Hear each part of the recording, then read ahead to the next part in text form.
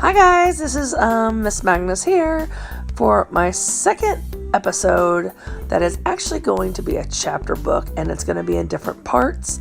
And this is one that by the looks of the cover, I thought I was going to hate it, but I actually really loved it. And I didn't read it until I was in college, and it actually received an award, the John Newbery Award medal, and it's definitely very deserved.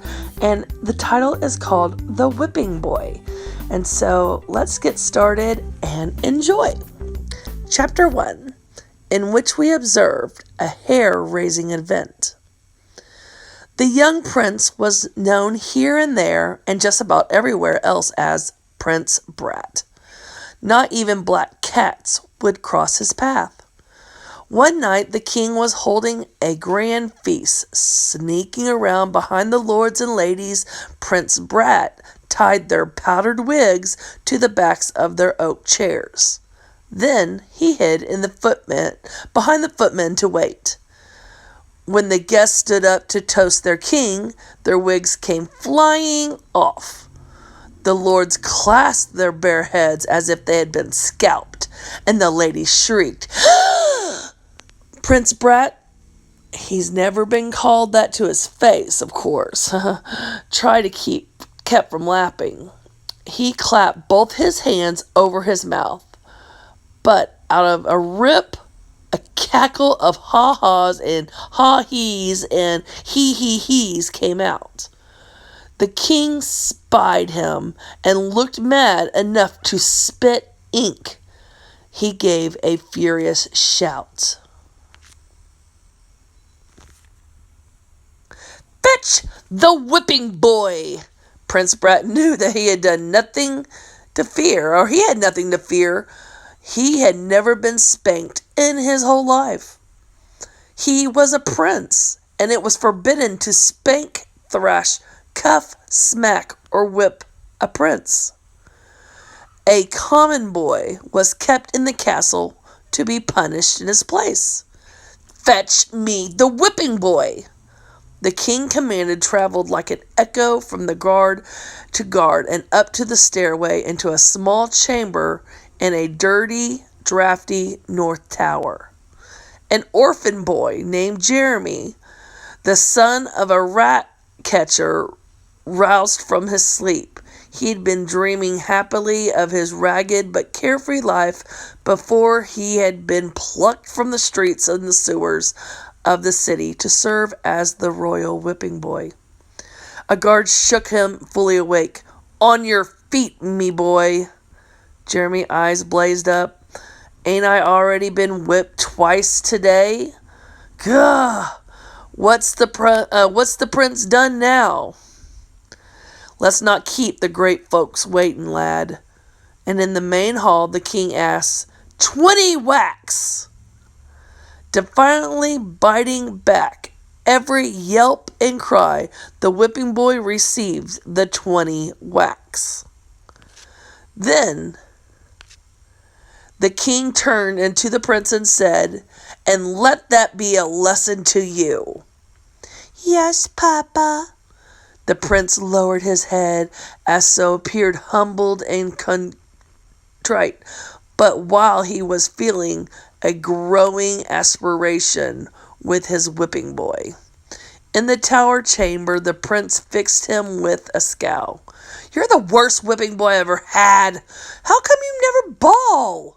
Don't know, said Jeremy with a shrug. A whipping boy is supposed to yowl like a stuck pig. We dress you in fancy and we feed you royal, don't we? It's no fun if you don't bawl.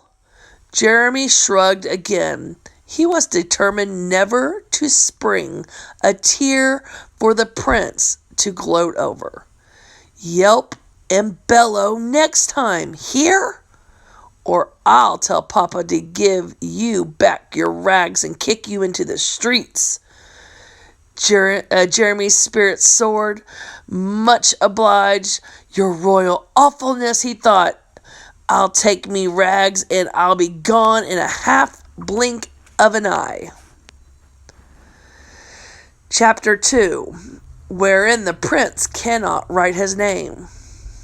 Jeremy could count on the thrashing first thing in the morning, sure and certain, he thought, as he pulled off the fine velvet breeches of silk stockings. The prince wouldn't know his legions. The royal tutor was quick as a fly swatter with his willow switch, and Jeremy would be back in rags. "Take the last look at me, Pa. Rest your bones," he muttered to himself.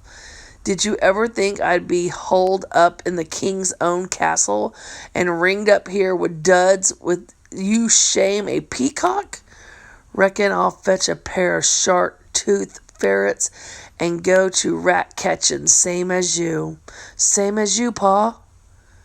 The tutor, Master Peckwit, was a round-faced man with fat cheeks. He pointed the switch at his prince. "You fiddle-faddle scholar," he bellowed. "One day you'll be king, and you'll still don't know what's the alphabet from pig stacks." The prince snapped at his fingers. "I can always get someone to read 'em for me." "You can't so much write your name." "Pish posh! I can always get someone to write my name for me." The tutor's cheeks, swelling with anger, almost unhorsed the small spectacles saddling his nose. "It would be easier to educate a boiled cabbage. Prepare to be punished, your lordship." "10 whacks at least," said the prince, "and good and hard, if you please." Jeremy, who was obliged to be close at hand for his daily lessons, reckoned the freedom and was close at hand. The prince threw him a smirky glance as Master Pickett raised the switch and beat the whipping boy like a carpet. Jeremy didn't bawl. He didn't yelp, and he didn't bellow. 10 whacks, and not a sound escaped his lips. "You contrary rascal," the prince exploded. "I'm onto you, Jeremy, from the streets. It's pure spite that you won't even howl. Think you can cross me and then get away with it? Psh, never, and no how." "Gah," thought Jeremy. He was going back on his words.